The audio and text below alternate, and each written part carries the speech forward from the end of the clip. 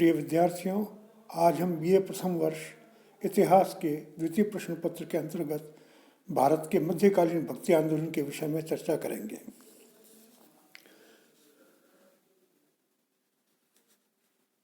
भक्ति आंदोलन के मध्यकाल में उद्भव के अनेक कारण बताए जाते हैं।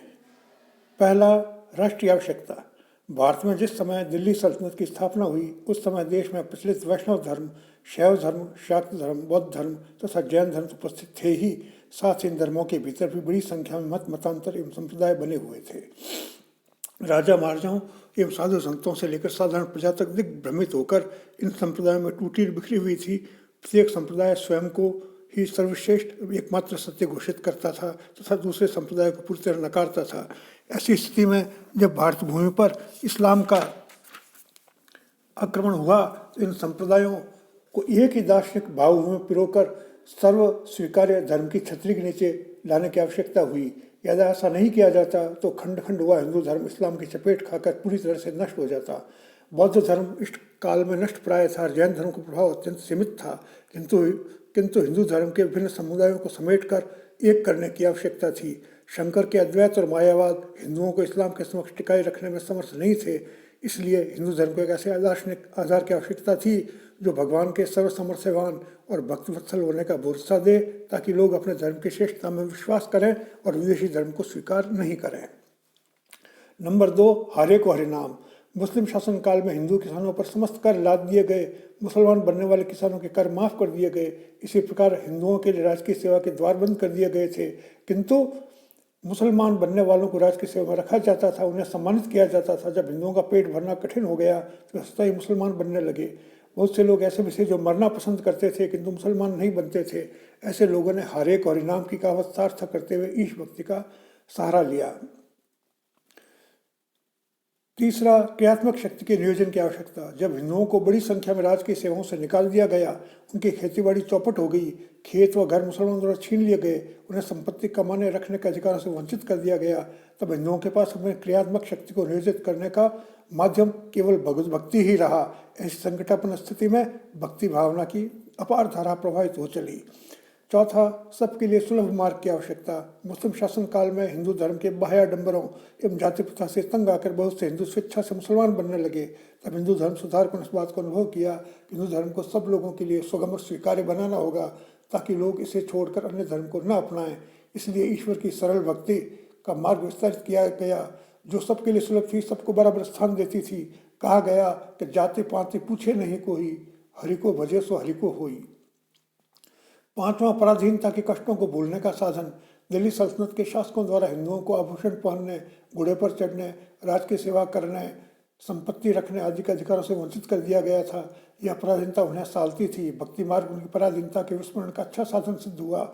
ईश्वर की प्राप्ति तथा मुख्य को सर्वप्रधान मानकर यह प्रचारित किया जाने लगा कि ईश्वर की भक्ति और प्राप्ति केवल ईश्वर की दया भक्ति से ही हो सकती है। छठा, परस्पर सहयोग की आवश्यकता। मनुष्य सामाजिक प्राणी है, साथ साथ रहने से एक दूसरे के सहयोग की आवश्यकता पड़ती है।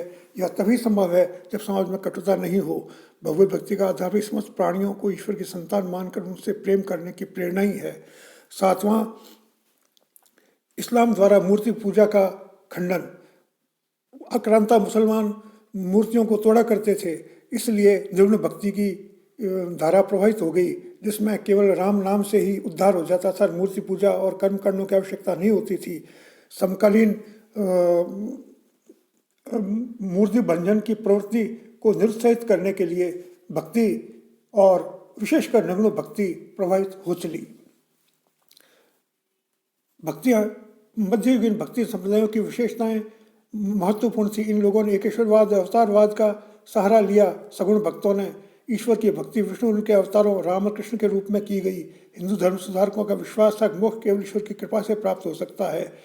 इन संतों में मूर्ति पूजक संतों के अतिरिक्त निर्गुण संत मूर्ति पूजा को निरर्थक मानते थे।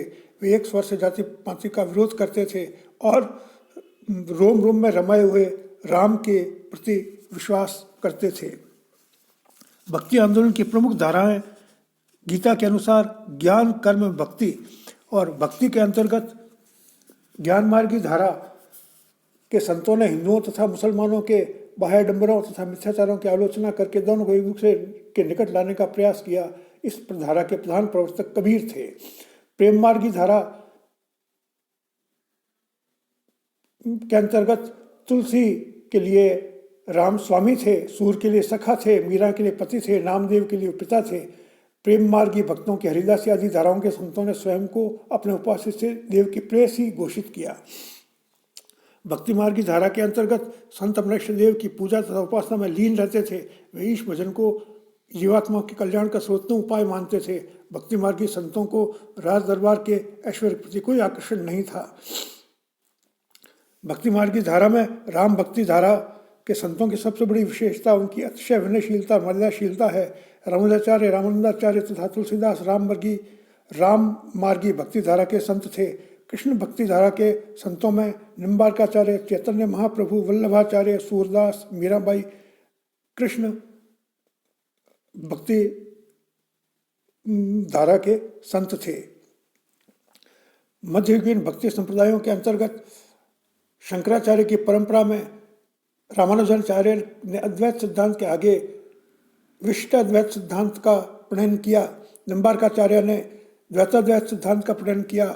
मध्वाचार्य ने द्वैत सिद्धांत का प्रणयन किया और वल्लभाचार्य ने शुद्धाद्वैत सिद्धांत का प्रणयन किया। प्रिय विद्यार्थियों, आज की वीडियो में इतना ही। अगले वीडियो में इसके शेष भाग के विषय में चर्चा की जाएगी। धन्यवाद।